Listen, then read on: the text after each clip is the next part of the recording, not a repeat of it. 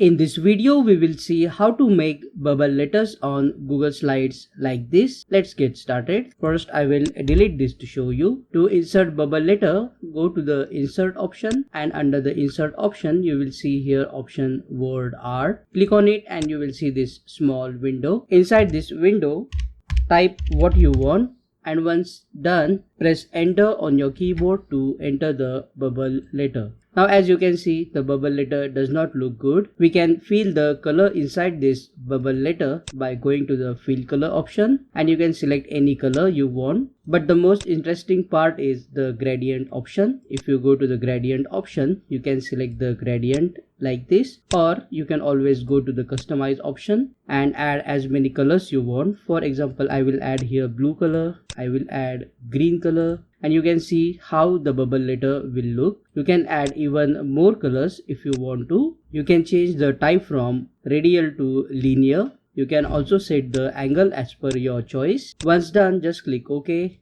to fill different colors in bubble letter. Now you can change the border color of this bubble letters from here if you want to, or you can also increase the thickness of the border. If you want dotted lines, you can also make it dotted by selecting the dots here, and you can also change the font of the bubble letter so that it looks good. You can bold it from here. You can change the size of the bubble letter by dragging it like this in any direction. If you want to mirror text, this word art or a bubble letter, you can just drag it to the extreme left and then resize it to make mirror image of the bubble letter. You can see more options under the format options here. When you open the format option, you will see the size and rotation. If you want particular size, you can enter it in the width and height column. The size is in inches. If you want to add drop shadow, you can just click on this drop shadow option.